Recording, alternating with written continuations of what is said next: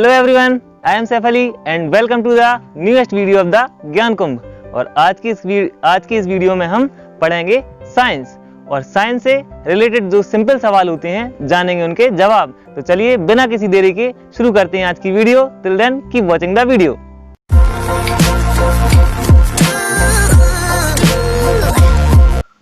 तो आज की इस वीडियो में हम जिन सवालों के जवाब जानेंगे वो हैं बादलों का निर्माण कैसे होता है और क्वार्ट्ज घड़ियां क्या होती हैं।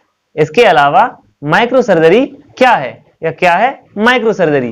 तो आइए शुरू करते हैं आज की क्लास। तो आज का पहला सवाल है बादलों का निर्माण कैसे होता है या फिर कैसे बनते हैं बादल। तो देखिए, बादलों के बनने के लिए ये तो आपको मालूम ही होगा कि जो जल स्रोत हैं जैसे नदियां हैं, तालाब हैं, झीलें हैं, इन पर जब सूरज की धूप पड़ती है तो इनका जल वाष्प के रूप में उड़ जाता है, यानी जल का वाष्पीकरण हो जाता है या फिर इवेपोरेशन हो जाता है। अब इवेपोरेशन होने पर जब पानी भाप बन जाता है तो भाप बनकर ये ऊपर की ओर ऊंचाई पर जाता है।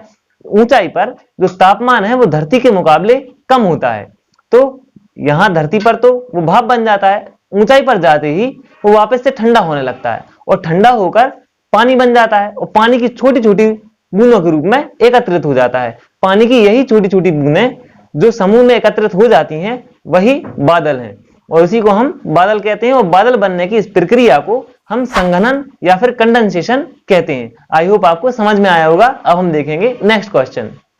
आज का अगला सवाल है क्वार्ट्ज घड़ियां क्या होती हैं या फिर क्वार्ट्ज घड़ियां क्या हैं। तो देखिए, आपने घड़ियों के ऊपर क्वार्ट्ज लिखा हुआ जरूर देखा होगा। अब इस क्वार्ट्ज वर्ड का क्या मतलब होता है। तो देखिए, जो क्वार्ट्ज का मतलब होता है वो है एक पदार्थ, यानी एक सब्सटेंस है।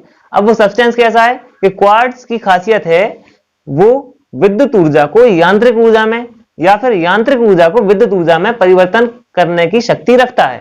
यानी कि जब हम क्वार्ट्ज को बिजली प्रदान करते हैं तो वो विद्युत ऊर्जा को यांत्रिक ऊर्जा में कन्वर्ट कर देता है और इसी खासियत का फायदा उठाते हैं हम घड़ियों में। तो क्या करते हैं, घड़ी में हम सेल लगा देते हैं जो कि बैटरी है, उसको विद्युत ऊर्जा देगी, तो उसी ऊर्जा को वो यांत्रिक ऊर्जा में परिवर्तित कर देता है और इसीलिए हम उसका इस्तेमाल घड़ी में करते हैं और उस पदार्थ का इस्तेमाल होने की वजह से हम घड़ियों के ऊपर लिखते हैं क्वार्ट्ज। आई होप आपको समझ में आया होगा। अब हम देखेंगे आज का लास्ट क्वेश्चन और फिर जानेंगे साइंस से रिलेटेड कुछ मजेदार फैक्ट्स। आज का अगला सवाल है क्या है माइक्रो सर्जरी या फिर माइक्रो सर्जरी क्या है। तो देखिए, सर्जरी का नाम सुनते ही हमारे दिमाग में सबसे पहले क्या आता है कि किसी को चोट लगी हुई है और उसको उस चोट को टांकों द्वारा ठीक किया जा रहा है, यानी उस चोट पर टांके लगाए जा रहे हैं। ये तो भैया गुजरा हुआ जमाना था, पुराना जमाना था। लेकिन आज के जमाने में माइक्रो सर्जरी की जाती है। अब माइक्रो सर्जरी क्या है, तो माइक्रो सर्जरी इतने छोटे स्तर पर की जाती है कि जहां पर चोट लगी है तो ठीक होने के बाद ऐसा लगता ही नहीं कि वहां पर कभी चोट लगी थी या वो टूटा फूटा था कभी, है ना। तो अब इसका यूज कहां कहां पर किया जाता है, इसका यूज हार्ट ट्रांसप्लांट में, किडनी ट्रांसप्लांट में, और यानी जो अंग होते हैं मानव के शरीर के उनके ट्रांसप्लांट में किया जाता है। एक तो ये, अब मान के चलिए आपके हाथ की उंगली कट गई या फिर आपका हाथ कट गया किसी एक्सीडेंट में, किसी दुर्घटना में, तो उसको जोड़ने के लिए भी माइक्रो सर्जरी का यूज किया जाता है। और वो भी ऐसे कि जब वो ठीक होती है चोट तो कभी ऐसा लगता ही नहीं कि कभी वहां पर चोट लगी हुई थी, है ना। अब ये कहां पर किया जाता है, अपने इंडिया में यानी भारत में महाराष्ट्र के स्टैनले मेडिकल कॉलेज में यह सुविधा उपलब्ध है। आई होप आपको आज का क्वेश्चन अच्छा लगा होगा। अब हम आज के जो साइंस की वीडियो के जो रोचक तथ्य हैं या फिर इंटरेस्टिंग फैक्ट हैं वो हम जानेंगे। तो आज का पहला फैक्ट है सौरमंडल के बारे में। अब सौरमंडल या सोलर सिस्टम के बारे में सुनते ही हमारे दिमाग में आता है हमारे ग्रह।